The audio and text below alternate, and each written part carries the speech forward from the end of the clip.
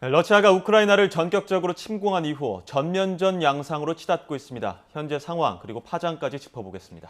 도진호 한국국방연구원 선임연구원과 이야기 나눠보겠습니다. 어서 오세요. 네, 안녕하십니까? 저희가 앞서 폴란드 국경에 있는 취재기자 연결해서 지금까지 피해 상황을 한번 짚어봤는데요.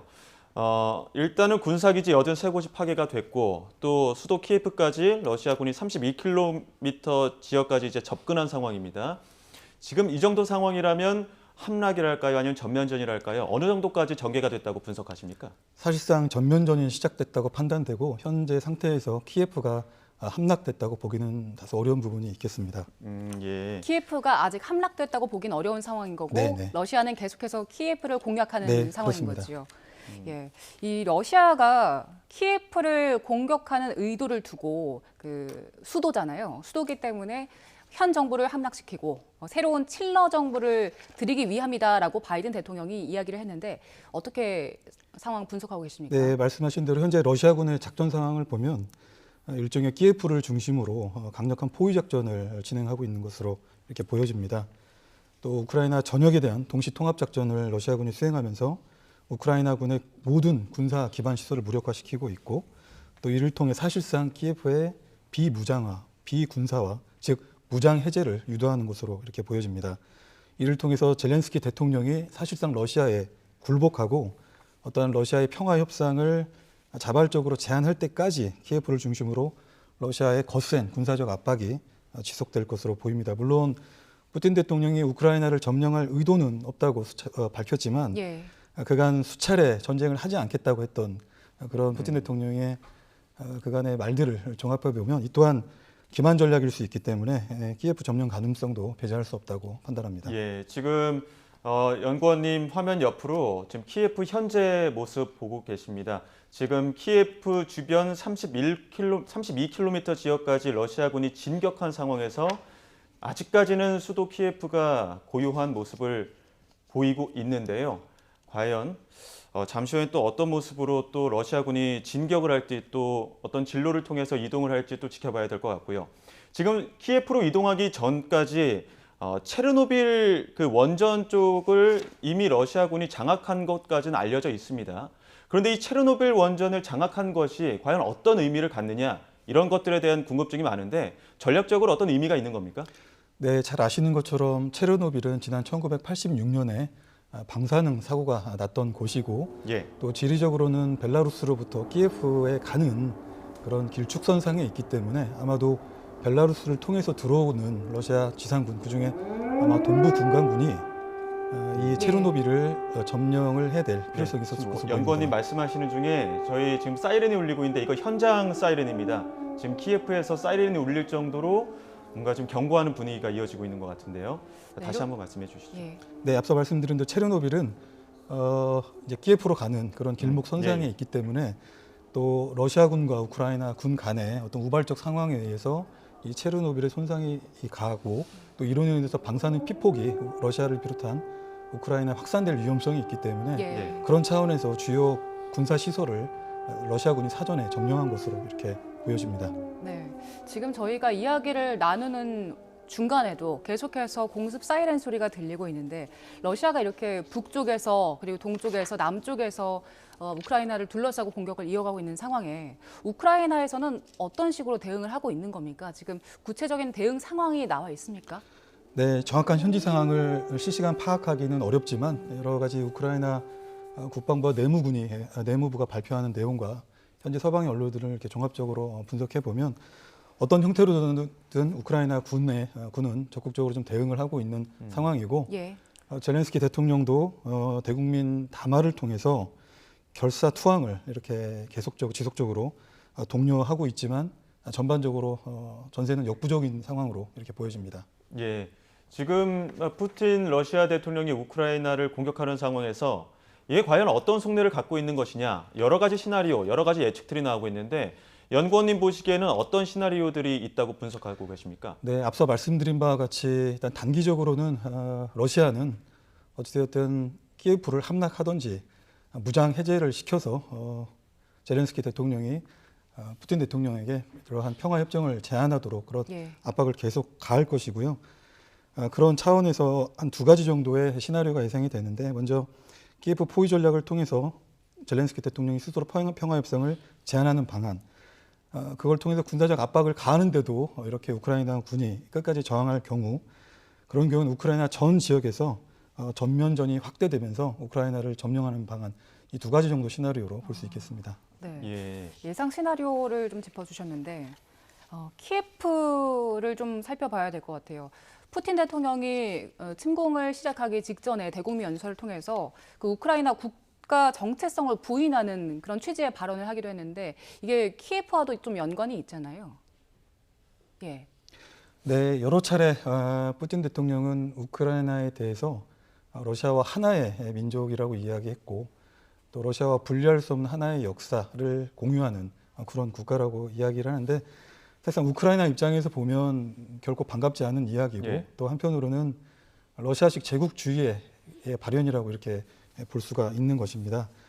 푸틴 대통령과, 그리고 푸틴 대통령과 생각을 공유하는 이러한 러시아의 주류 세력들이 이러한 제국주의적인 생각을 가지고 있기 때문에 이번 침공에도 이러한 생각들이 일부 영향을 미쳤다고 생각이 되고, 또 한편으로는 우크라이나가 갖는 어떤 지리적인 전략적인 그 특징이 러시아 입장에서는 유럽에서 올 수 있는 그런 군사적 위협을 실질적으로 예방하고 완충할 수 있는 그런 최후의 보루기 때문에 그런 차원에서 러시아 입장에서 절대 포기할 수 없는 그런 전략적인 공간인 것이죠. 그리고 동시에 또 그 전쟁 목적에 대해서 탈나치화 그리고 탈 군사화를 강조를 했었잖아요. 이게 어떤 맥락에서 나온 건지 좀 짚어주시죠. 그 러시아 역사는 참 지난한 그런 전쟁의 역사를 가지고 있습니다. 아시는 것처럼 우리가 제2차 세계대전이라고 이야기하는, 러시아에서는 이것을 대조국 전쟁이라고 이야기를 하는데, 당시에 그 구소련 약 12%의 사망자가 발생했습니다. 약 2,400만 명 정도가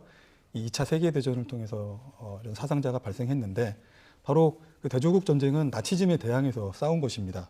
그런데 우크라이나 상황을 둘러싸고 이러한 탈나치즘을 외친 것은 그러한 과거의 역사를 소환을 하면서 우크라이나에 대한 이런 러시아의 침공의 명분을 얻기 위한 그런 행동으로 분석이 되고, 같은 맥락에서 지금까지 우크라이나 정부가 돈바스 지역에 거주하는 러시아계를 상대로 무차별적인 인종차별을 가했다는 이런 맥락에서 탈나치화라는 그런 언급을 한 것으로 분석이 됩니다. 예, 지금 계속 보시는 것처럼 화면으로 그 폭발 화면 같은 것들이 계속 나오고 있습니다.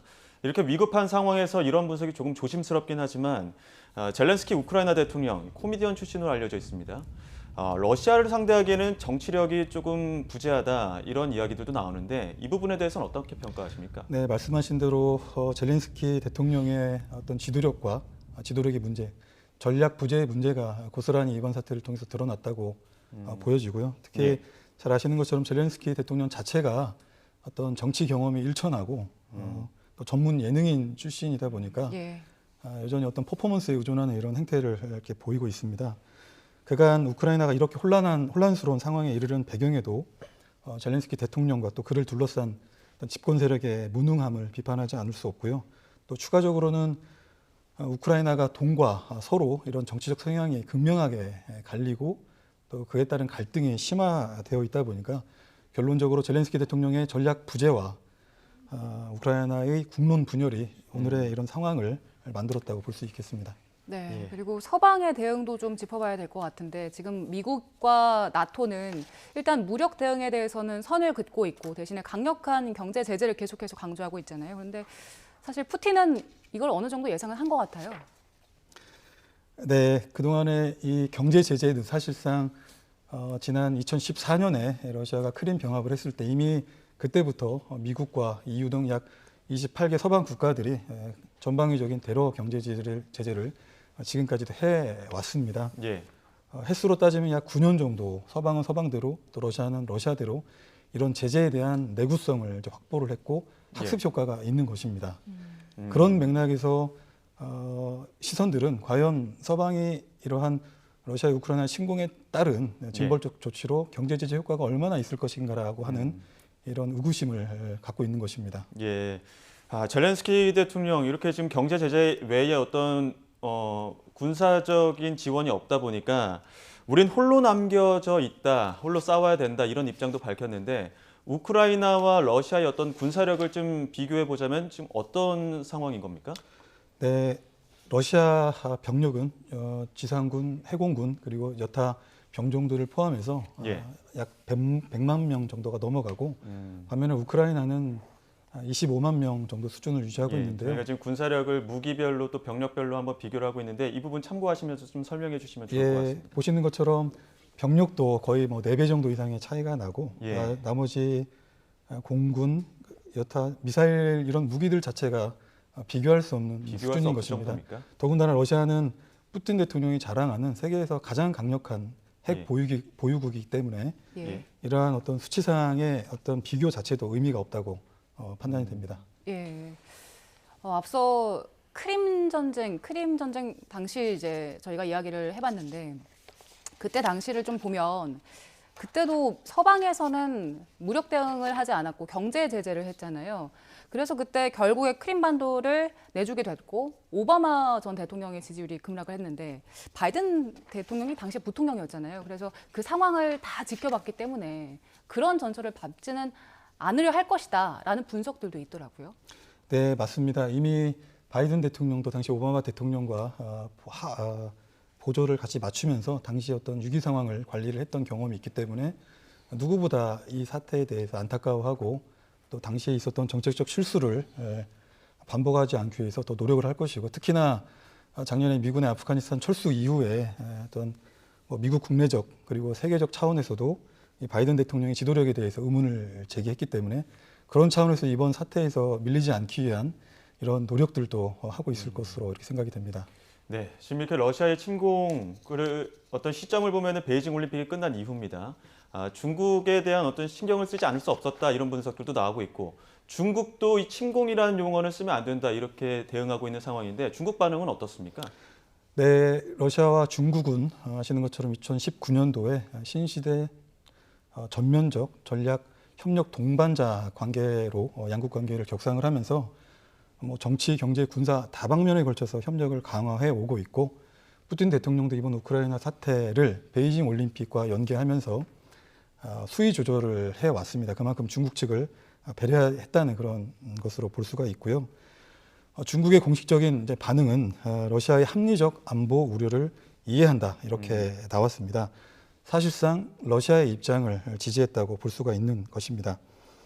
네. 어떻게 보면 이번 우크라이나 사태는 또 중국이 안고 있는 또 미국이 안고 있는 이런 대만 문제에 대한 어떤 그간의 인식의 틀을 깰 수도 있는 그런 잘못된 선례가 될 수도 있다는 점에서 우려가 제기되고 있다고 할 수 있습니다. 예. 그런 상황이기 때문에 지금 뭐 북중러 그리고 한미 이런 구도로 나뉘어서 조심스럽긴 한데 최악의 상황을 가정했을 때 3차 대전까지 번질 수 있다. 뭐 이런 분석들도 있던데요. 연구원님께서는 어떻게 전망하십니까? 네, 북중로의 연대는 공고화될 가능성이 높아졌습니다. 그간에 우리가 북중로, 한미일 이런 대결 구도를 얘기해 왔지만 사실상 북중로 연대라는 것이 모호한 수준에서 이렇게 멈춰 있었는데 최근에 이번 우크라이나 사태를 통해서 러시아에 대한 북한의 의존 이런 수준들이 과거와는 확연하게 달라질 수 있다라고 이렇게 볼 수가 있겠습니다. 예, 지금 이 사태 지켜보는 시청자 여러분들 가장 궁금한 게 그럼 우리나라는 어떤 영향을 받을 것이냐 이런 의문일 겁니다. 과연 우리나라에는 어떤 영향을 미칠까요?